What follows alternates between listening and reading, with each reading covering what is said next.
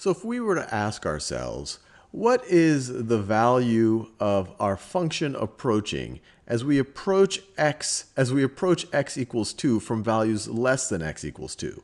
So as you imagine, as we approach x equals 2, so x equals 1, x equals 1.5, x equals 1.9, x equals 1.999, x equals 1.9999999, what is f of x approaching? And we see that f of x seems to be approaching this value, right over here. It seems to be approaching 5. And so the way we would denote that is the limit of f of x as x approaches 2, and we're going to specify the direction. As x approaches 2 from the negative direction, we put the negative as a superscript after the 2 to denote the direction that we're approaching. This is not a negative 2. We're approaching 2 from the negative direction. We're approaching 2 from values less than 2. We're getting closer and closer to 2, but from below, 1.9, 1.99, 1.99999. As x gets closer and closer to from those values, what is f of x approaching? And we see here that it is approaching 5. It is approaching 5. But what if we were asked a different question, or I guess the natural other question? What is the limit of f of x as x approaches 2 from values greater than 2? So this is a little superscript positive right over here. So now we're going to approach x equals 2, but we're going to approach it from this direction. X equals 3, x equals 2.5, x equals 2.1, x equals 2.01, x equals 2.0001. And we're going to get closer and closer to 2, but we're coming from values that are larger than 2. So here, when x equals 3, f of x is here. When x equals 2.5, f of x is here. When x equals 2.01, f of x looks like it's right over here. So in this situation, we're getting closer and closer. We're getting closer and closer to f of x equaling 1. It never does quite equal that. It actually then just has a jump discontinuity.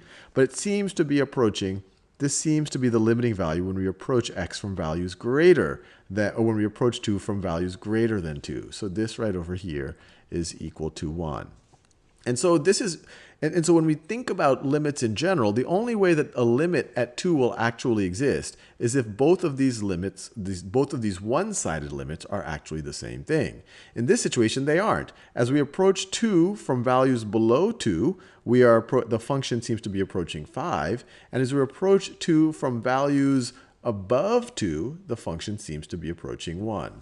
So in this case, the limit, let me write this down, the limit of f of x as x approaches 2 from the negative direction does not equal the limit of f of x as x approaches 2 from the positive direction. And since this is the case that they're not equal, the limit does not exist. The limit as x approaches 2 in general of f of x, so the limit of f of x as x approaches 2 does not exist. In order for it to have existed, these two things would have had to been equal to each other. For example, if someone were to say, what is the limit of f of x as x approaches 4? Well, then we can think about the two one-sided limits, the one-sided limit from below and the one-sided limit from above. So we could say, well, let's see, the limit of f of x as x approaches 4 from below. So let me draw that. So we care about x equals 4. As x equals 4 from below, so when x equals 3, we're here, where f of 3 is negative 2. F of 3.5 seems to be right over here. F of 3.9 seems to be right over here. F of 3.999. We're getting closer and closer to our function equaling negative 5. So this, the limit as we approach 4 from below, this one-sided limit from the left, we could say, this is going to be equal to negative 5. And if we were to ask ourselves the limit of f of x as x approaches 4 from the right, from values larger than 4, x approaches 4 from the right, well, same exercise. f of 5 gets us here. F of 4.5 seems right around here. F of 4.1 seems right about here. F of 4.01 seems right around here. And even f of 4 is actually defined, but we're getting closer and closer to it. And we see once again we are approaching 5.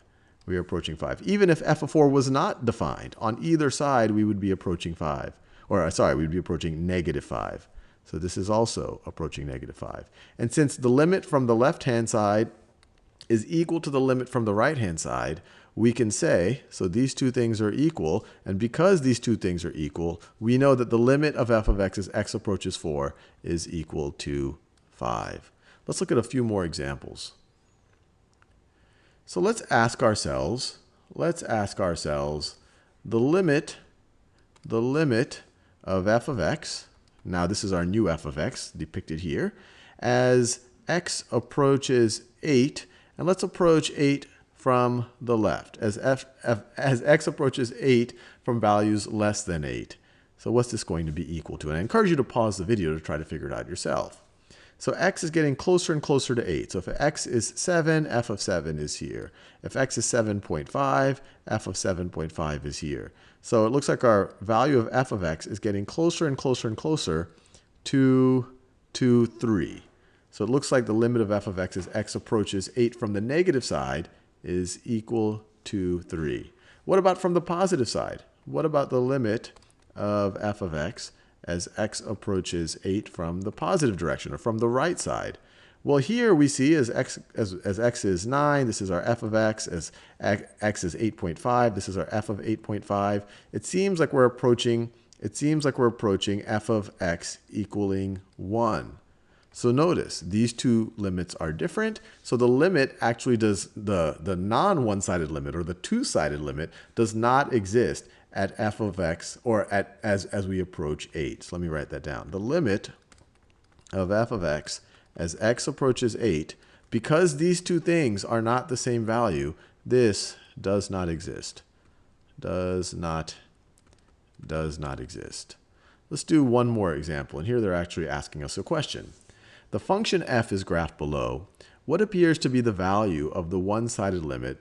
The limit of f of x, this is f of x, as x approaches 2 from the negative direction, or sorry, as x approaches negative 2 from the negative direction. So this is the negative 2 from the negative direction. So we care what happens as x approaches negative 2. We see f of x is actually undefined right over there.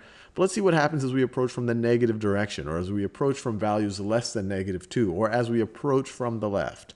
As we approach from the left, f of negative 4 is right over here. So this is f of negative 4. F of negative 3 is right over here. F of negative 3 is right over there. F of negative 2.5 seems to be right over here.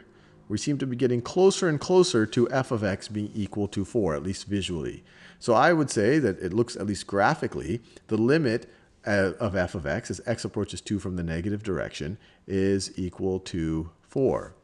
Now, if we also asked ourselves the limit of f of x as x approaches negative 2 from the positive direction, we would get a similar result. Where now we're going to approach from when x is 0, f of x seems to be right over here.